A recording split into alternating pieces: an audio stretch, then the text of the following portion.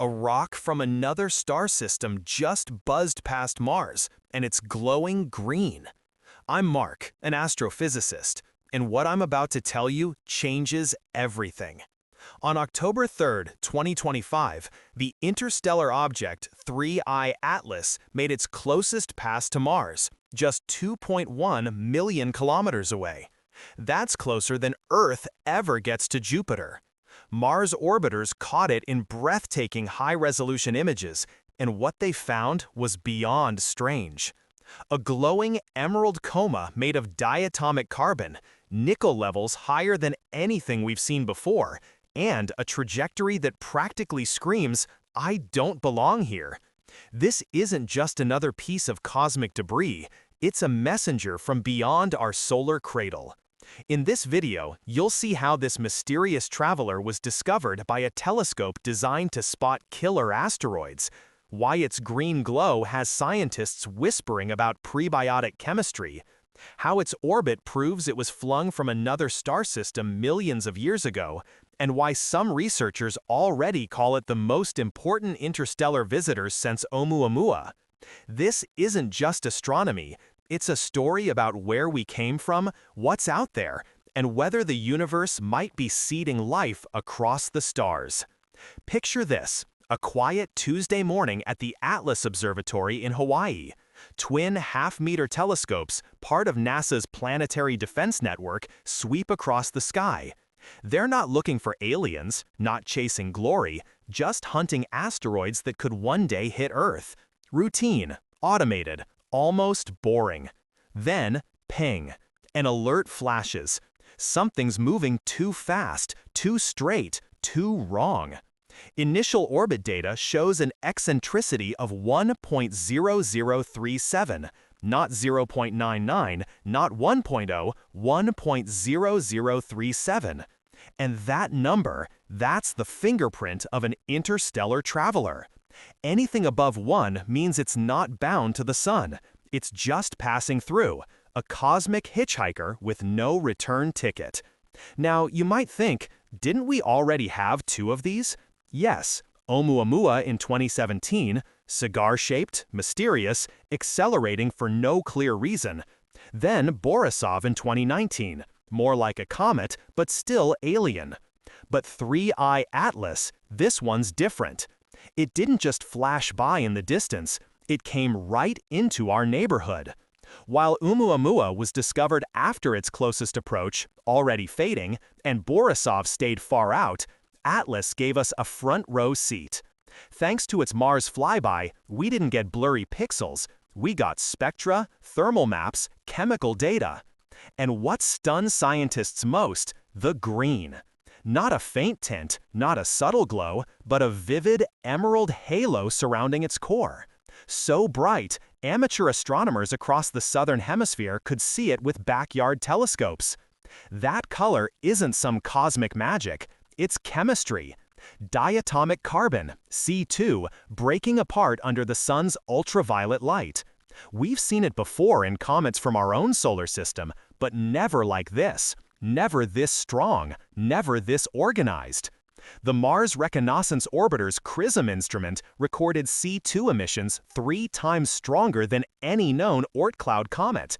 Why? That's the first mystery. But it gets even stranger. When ESA's Trace Gas Orbiter aimed its NOMAD spectrometer at the coma, it didn't just detect carbon. It saw nickel.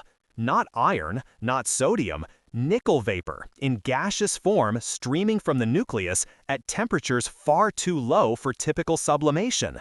In our solar system, nickel only appears in cometary tails when the object gets scorchingly close to the sun, like within Mercury's orbit. But I3 loss was still beyond Mars, over 1.5 AU out. How is nickel boiling off in the cold dark? One team at the University of Liège suggests it's bound in an exotic volatile-rich matrix, maybe something like nickel carbonyl, which decomposes at just -20 degrees C. If true, that implies chemistry we've never seen in nature, chemistry that might only form around certain types of stars. I still get chills thinking about it. We've spent decades wondering if interstellar objects carry the building blocks of life. Now, one shows up with a green glow and alien metals, and it's practically knocking on Mars' door. Let me take you back to September 12, 2025. That's when Atlas first logged the object designated A2025S3 at the time as a faint, fast-moving dot in the constellation Cetus. Within 48 hours, the Minor Planet Center flagged it as highly hyperbolic.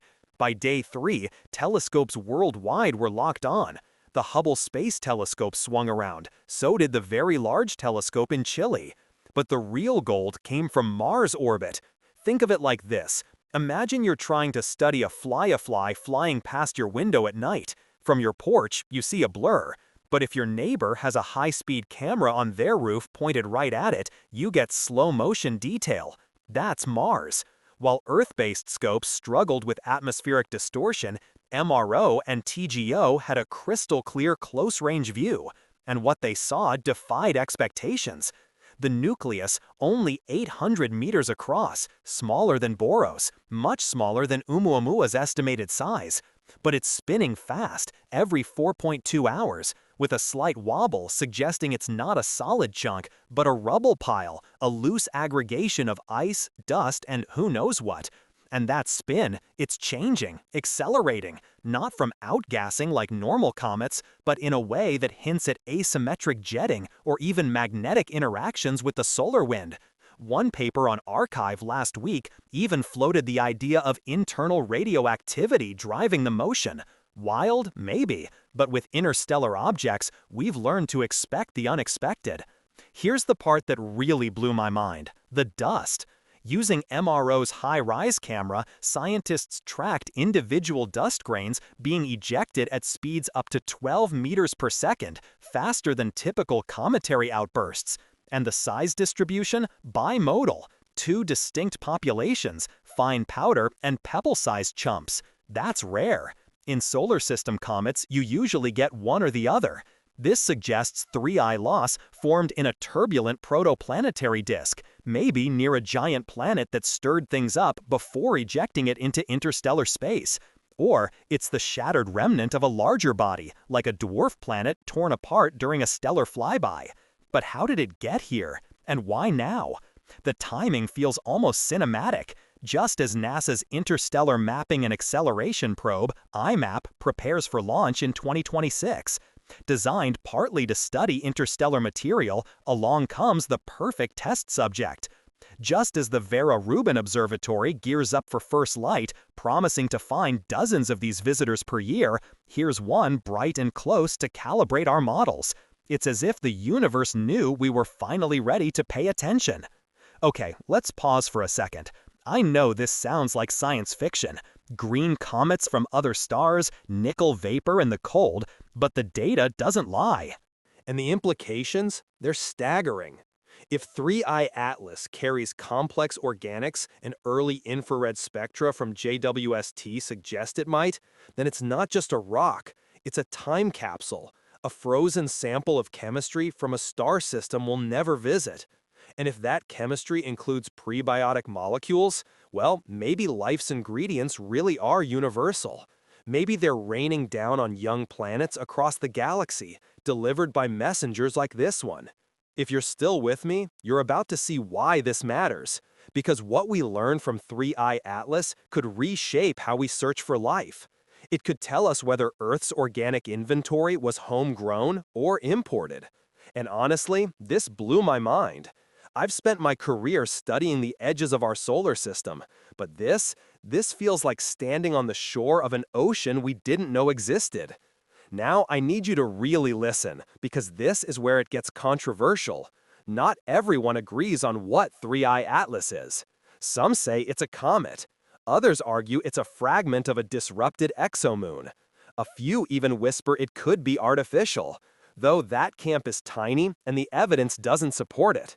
What's undeniable is this: it's the best observed interstellar object in human history, and we're only beginning to decode its secrets. If this blew your mind like it did mine, hit like. It helps more people hear this story. And if you haven't already, subscribe, because the next interstellar visitor, it might be even stranger. And when it comes, you'll want to be ready. But how did we even find it? That's where the real story begins.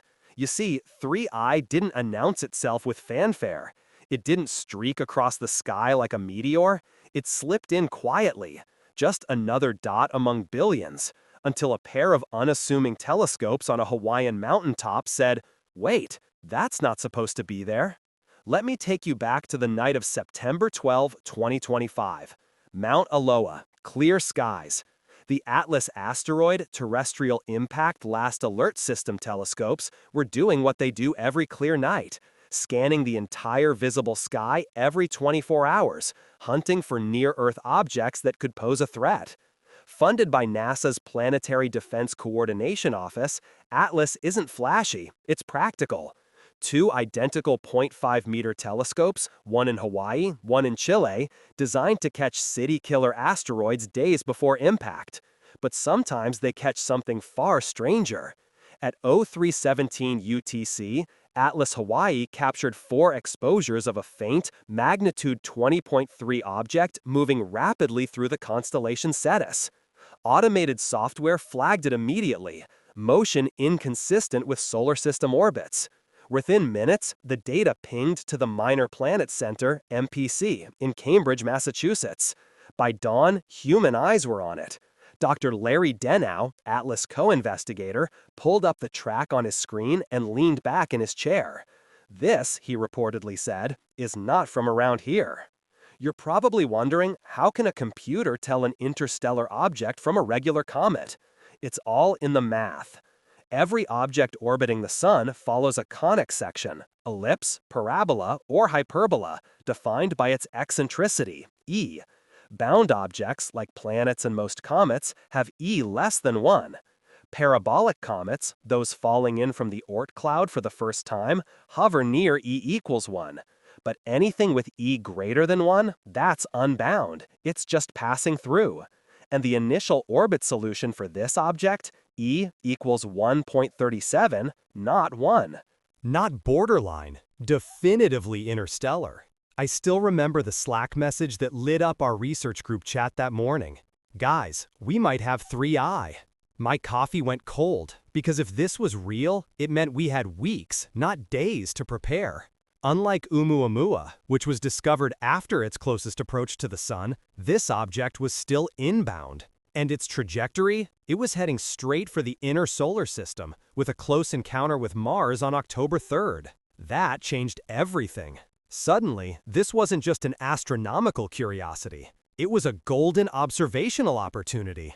Mars has eyes in the sky. Multiple orbiters, equipped with instruments never meant for comet science, but perfect for it nonetheless. The Mars Reconnaissance Orbiter, MRO, launched in 2005, carries the XRISM spectrometer, designed to map minerals on the Martian surface, but capable of analyzing gas and dust in space. ESA's Trace Gas Orbiter, TGO, built to sniff methane in Mars' atmosphere, has the NOMAD instrument, exquisitely sensitive to trace gases like nickel carbonyl or diatomic cardon. And then there's HiRISE, the most powerful camera ever sent to another planet, capable of resolving objects just 25 centimeters across from 300 kilometers up. We had a front row seat, and we knew it. Within 72 hours of the MPC announcement, NASA's Planetary Defense Office activated its Interstellar Object Response Protocol, a real written plan created after Boris. Task forces formed. Observation time was reallocated. Hubble interrupted its schedule. The Very Large Telescope in Chile pointed its 8 mirrors towards Sedanis. Even the James Webb Space Telescope, normally booked years in advance, was granted emergency director's discretionary time. Why? Because everyone knew this might be our best chance for decades to study an object born around another star. But the real magic happened at Mars. On October 1, as 3 Atlas entered MRO's field of regard, mission controllers executed a daring maneuver. They rotated the entire spacecraft 90 degrees off its normal orientation to point XRISM directly at the incoming comet. It was risky. MRO wasn't designed for deep space tracking, but the payoff was historic. Over a 36-hour window, centered on closest approach, CRISM collected high-resolution reflectance spectra from 1 to 2.6 microns. What it found? A coma dominated by water ice sublimation, yes, but also strong absorption features at 1.72 and 2.32 microns, consistent with complex organic refractory material. Think tar-like macromolecules, the kind that on Earth are precursors to amino acids. And then there was the green. CRISM saw it. TGO confirmed it. But it was amateur astronomer Eduardo Schilling in Chile who first captured it in color. On October 2, his 14-inch telescope recorded a luminous emerald halo surrounding a faint central nucleus. Within hours, the image went viral. Hashtag Green Comet trended worldwide. But for scientists, that green wasn't just pretty. It was a chemical fingerprint. Diatomic carbon, C2, is fragile. It forms when sunlight breaks apart larger carbon chains in the coma, like C3 or C2H2. But it doesn't last long. In most comets, C2 emissions peak close to the sun and fade quickly. But here at 1.5 AU, colder than Earth's orbit, the green was intense. MRO's data showed C2 production rates 3 times higher than in Comet Hale-Bopp at the same distance. How? One theory, 3I Atlas, is rich in acetylene, or compressed cyanogen, frozen deep in its nucleus. When warmed slightly by the distant sun, these ices sublimate and photodissociate rapidly, flooding the coma with C2. But why so much more than in solar system comets? Maybe its parent star was carbon-celery, an AGB star, or a white dwarf with a carbon-oxygen atmosphere that would imprint a different chemical signature on its planetary system. Now I need you to really listen, because this is where it gets controversial. While the green grabbed headlines, the real shock came from TGO's NOMAD instrument. On October 3rd at 1422 UTC, just 90 minutes before closest apprentice, NOMAD detected a strong emission line at 231.4 nanometers. That's the spectral signature of neutral nickel atoms, not ions, not dust, gaseous nickel. And it wasn't a trace. The column density was 10 to the 4 atoms per centimeter squared, orders of magnitude higher than background. In solar system comets, nickel only appears when the nucleus gets within 0.3 AU. Atlas was at 1.52 AU, surface temperature around -7 C, nowhere near hot enough. So how, a team led by Dr. Michael Jean at the University of Liège proposed a radical idea: nickel carbonyl. This compound is volatile, it sublimates at -20 C, and it's known to form in carbon-celery-reducing environments, like the atmospheres of certain evolved stars. If 3I Atlas incorporated nickel carbonyl ice during its formation, even weak solar heating could release gaseous nickel as the compound decomposed. It's a brilliant hypothesis, and it fits the data, but it implies chemistry we've never observed in a natural celestial body ever. Silent, fast, ancient, and now glowing with alien metals. Here's what most reports didn't tell you. The dust told its own story. HiRISE didn't just take pretty pictures. It tracked individual dust grains as they streamed from the nucleus. Using stereo imaging over multiple passes, scientists reconstructed 3D trajectories. What they found? 2 distinct populations. One, fine particles less than 10 microns pushed rapidly by solar radiation pressure. The other, pebble-sized chunks, 1 to 5 centimeters across, moving slower on near-ballistic paths. That bifatal distribution is rare. In solar system comets, outgassing usually produces a smooth size gradient. This suggests 3 Atlas's surface is heterogeneous, patchy terrain, with different ice compositions, or perhaps the result of a recent fragmentation event. And the spin, HiRISE light curves revealed a 4.2-hour rotation period, but with a 0.3-hour amplitude variation, indicating an elongated, tumbling shape. Not cigar-like like Oumuamua, but more like a lopsided potato. And the rotation is speeding up, not smoothly, but in jumps. That points to discrete outbursts, jets firing asymmetrically, acting like tiny thrusters. One model suggests a single jet offset from the center of mass could explain the non-gravitational acceleration seen in ground-based astronomy. But here's the kicker. The acceleration doesn't match water-ice sublimation alone. The force is too strong for the observed water production rate. That means other volatiles like CO or CO2 or, yes, nickel carbonyl are likely driving the motion. It's a puzzle, and every piece brings us closer to understanding where this object was born. Remember that green glow from the beginning? We'll get there, but first you need to understand where it's been. And where it's been is a story millions of years in the making. Picture this, a young star, not unlike our sun, swirling in a disk of gas and dust, cold, chaotic, Alive with chemistry. Ice grains collide, stick, grow.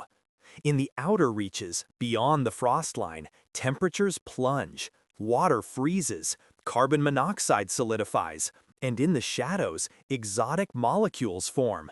Acetylene, hydrogen cyanide, maybe even nickel carbonyl. Comets begin to assemble, billions of them, silent sentinels of creation. Then, chaos. A giant planet migrates inward, or two stars in a binary system swing too close. Gravitational tides rip through the disk. Comets are flung like cosmic shrapnel, some into the inner system, some into the void. One of them is 3I/ITLS, ejected, alone, doomed to drift through the interstellar dark for eons. But which star? Which system? You're probably wondering, can we really trace it back? The short answer, not precisely, but we can narrow it down. And the clues are in its speed, its direction, and its chemistry. When 3I/ITLS entered our solar system, it was moving at 26.3 kilometers per second relative to the sun. That's fast, but not record-breaking. Muamua came in at 26 kilometers too. Borisov was slower, at 32 kilometers at infinity, but decelerated by the sun's gravity. What matters isn't just speed, it's velocity vector. Where was it coming from? Using data from Hubble, the Very Large Telescope, and, critically, the Mars orbiter's ultra-precise positional fixes during the October 3 flyby, astronomers at the Max Planck Institute for Astronomy ran backward n-body simulations through the Milky Way's gravitational field. They accounted for spiral arms, molecular clouds, even the subtle pull of dark matter. After 10,000 Monte Carlo trials, one region kept appearing, the Perseus Arm, about 150 to 200 light-years away. Specifically, near the star HD 28185. Now, HD 28185 isn't just any star. It's a G-type main sequence star, almost a twin to our sun. Same mass, same temperature, same age, about 7 billion years. And in 2001, astronomers discovered it hosts a Jupiter-mass planet in a nearly circular 1.3 AU orbit. Perfect setup for comet ejection. During planetary migration or instability, that Jupiter could have scattered icy bodies outward. Some captured in a distant Oort cloud, others hurled into interstellar space.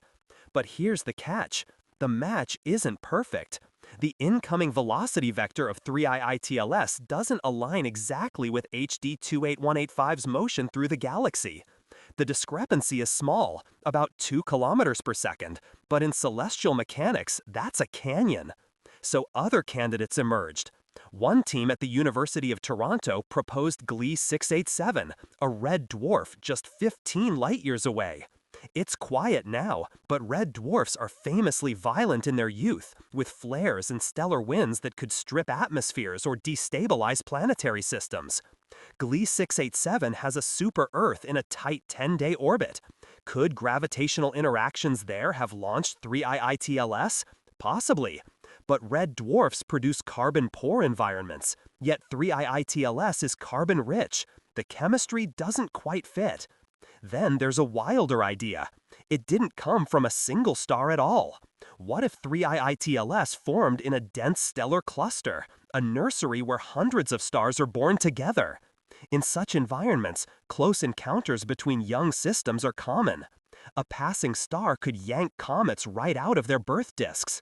And if that cluster later dispersed, as most do, the stars and their ejected comets would scatter across the galaxy, carrying shared chemical signatures. This theory gains weight when you look at the metallicity. Spectroscopic analysis of 3I-ATLS's dust shows a nickel to iron ratio 3.2 times higher than in solar system comets. That's unusual, but it matches the composition of certain metal-rich open clusters in the galactic disk, like NGC 6791, an ancient cluster 13,000 light-years away known for its high metallicity. Could 3I-ATLS be a refugee from such a place? It's speculative, but not impossible. Okay, let's pause for a second. I know this sounds like cosmic detective work, and it is, but here's what no one's talking about: time. How long has 3I-ATLS been traveling? Cosmic rays leave scars. When high-energy particles from supernova slam into a comet surface, they create isotopes like beryllium-10 or aluminum-26. By measuring the concentration of these cosmogenic nuclides, we can estimate exposure age. We haven't sampled 3I-ATLS directly, but we can model it based on its size, composition, and trajectory. Researchers at the Lunar and Planetary Institute estimate it's been drifting between 5 and 15 million years. 15 million years! That means it left its home system when Earth was ruled by megalodons and early apes, when the Himalayas were still rising, when Antarctica was forested. It has seen stars die, nebula ignite, entire civilizations rise and fall on planets it never knew existed. And now it's here, glowing green, whispering secrets in a language of ice and nickel. And that green, we're finally ready to close that loop. The intense C2 emission isn't just about acetylene, it's about stellar environment. Stars with high carbon-to-oxygen ratios, like carbon stars, AGB stars in late evolution, produce outflows rich in carbon compounds. Planets forming in such systems would inherit that chemistry. Their comets would be carbon-dominated, not water-dominated like ours. And when those comets sublimate, they'd produce exactly what we're seeing: strong C2, weak water, exotic organics. JWST's MIRI instrument confirmed it. In mid-October, after 3I-ATLS passed perihelion, JWST observed its thermal emission. The spectrum showed a silicate-to-organic ratio of 1:4, the opposite of solar system comets, which are typically 4:1 silicate to organic. This thing is mostly organic gunk held together by ice, a cosmic tarball from a carbon-rich star. I still get chills thinking about it. We always assumed interstellar comets would resemble ours just from elsewhere. But 3I-ATLS is telling us planetary systems are wildly diverse.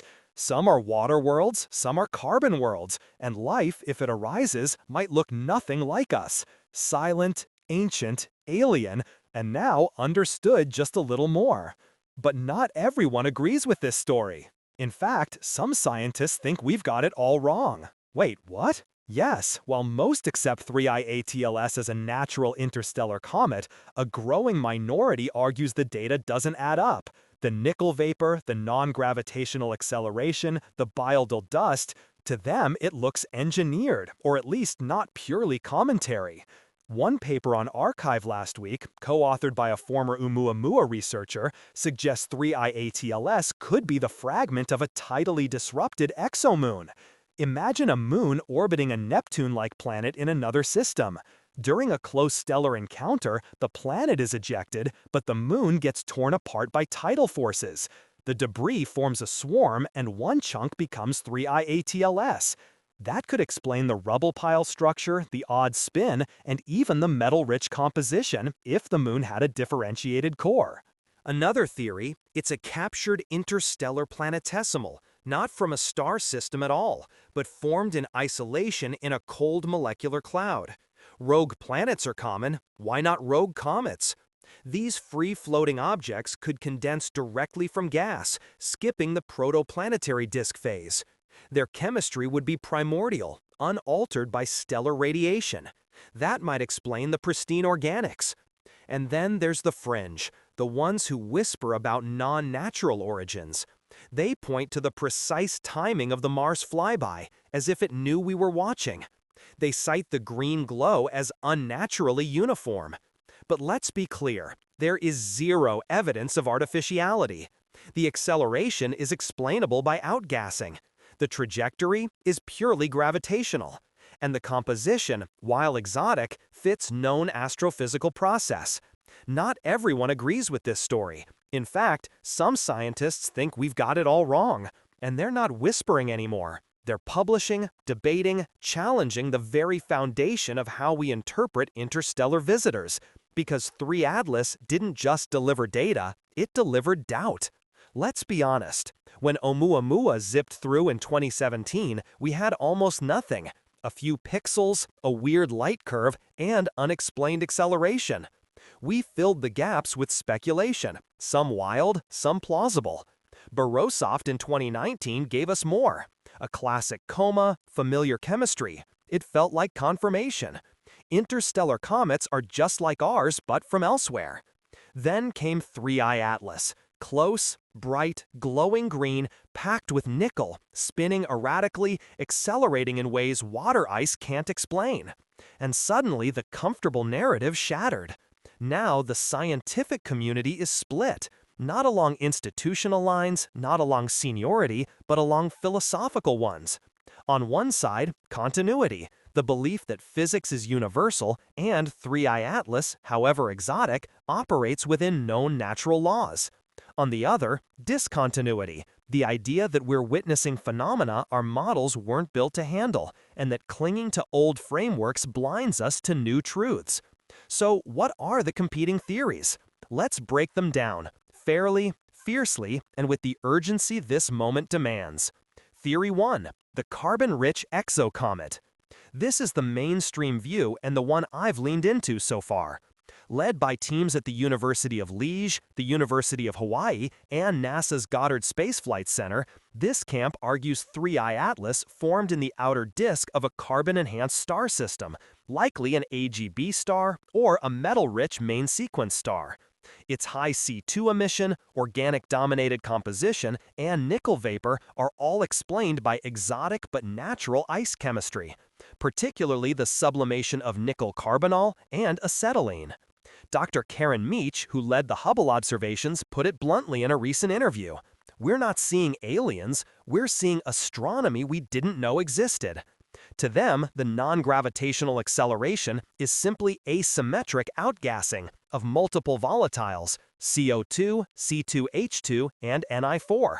The biodatal dust, just evidence of a heterogeneous nucleus. Nothing revolutionary, just different. Then came theory number 2. The disrupted exomoon fragment. This is where it gets spicy. Proposed by Dr. Konstantin Batygin. Yes, that Batygin, the Planet 9 guy, and a team at Caltech. This hypothesis suggests 3I Atlas isn't a comet at all, but a shard of a rocky, icy exomoon, torn apart during a close encounter with its host planet or star. Here's the logic. Moons around ice giants can develop differentiated interiors, metal cores, silicate mantles, icy crusts. If such a moon is tidally disrupted, fragments could be ejected into interstellar space. The high nickel from the core, the organic-rich surface from cryovolcanic deposits or radiation-processed isis, and the spin anomalies from the violent breakup. And crucially, this model explains why the water production rate is lower than expected, because it's not a volatile-rich comet, but a processed planetary body.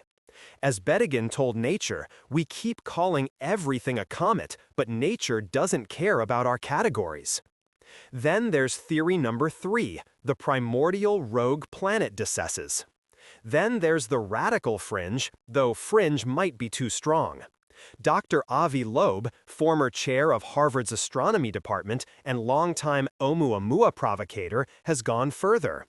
In a preprint released last week, he argues 3I Atlas shows signs of non-outgassing propulsion, specifically that its acceleration profile doesn't correlate with solar flux or rotational phase.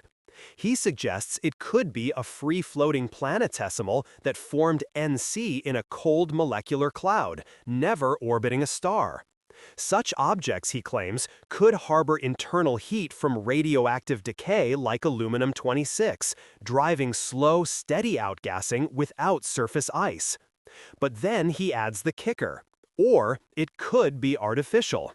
He doesn't claim it is, just that we shouldn't rule it out without direct sampling. The scientific community largely rolled its eyes, but the data is odd. And Lowe's point about confirmation bias stings. Are we so desperate to see just another comet that we ignore anomalies? Silent, fast, ancient, and now deeply contested. Okay, let's pause for a second. I know this sounds like academic infighting, but it's not. This debate is about how we do science in the age of interstellar discovery. Do we stretch existing models to fit new data, or do we admit some phenomena require entirely new physics, or at least new astrophysical contexts? Remember that green visitor from the cold open?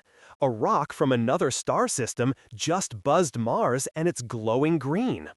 That green we now know is diatomic carbon, C2, flooding the coma from photodissociated acetylene. Open loop closed. The nickel, almost certainly from nickel carbonyl sublimation in a carbon-rich environment. Another loop closed. The acceleration best explained by multi-volatile outgassing, though the exact mix is still debated. Mostly closed. But the biggest question remains. What does this object represent? Is it a common type of interstellar debris, meaning the galaxy is littered with carbon-world comets? Or is it a rare freak, a shattered moon from a violent system? The answer changes everything. If it's common, then prebiotic organics might be widespread, seeding young planets across the galaxy. If it's rare, then our solar system's water-rich comets might be the exception, not the rule. And here's what terrifies some scientists. We might never know for sure. Because unlike Borisov, which lingered for months, 3I Atlas is already fading.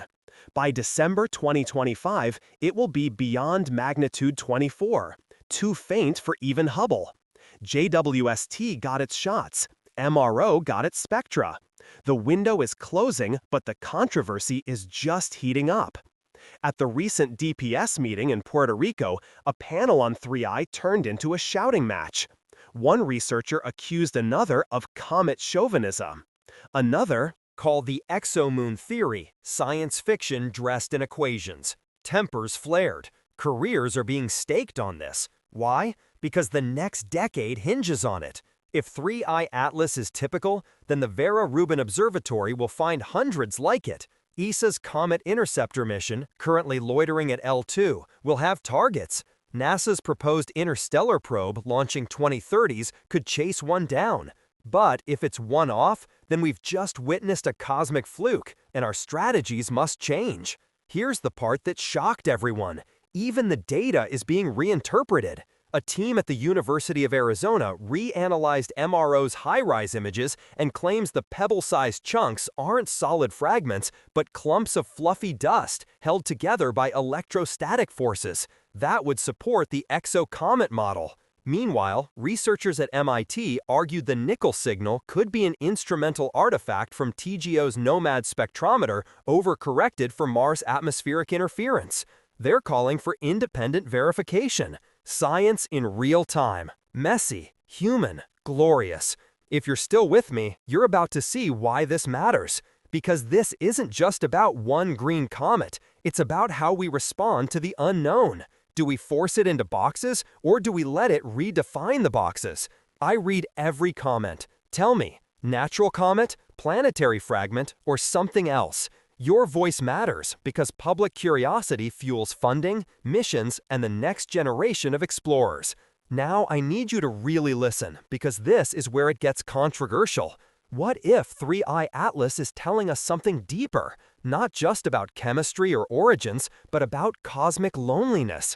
If carbon-rich systems produce comets like this and water-rich systems like ours are rarer, final 5 minutes. And what comes next could define the next century of space exploration. We've followed 3I Atlas from its silent birth in a distant star system through millions of interstellar drift to its fleeting luminous encounter with our corner of the cosmos.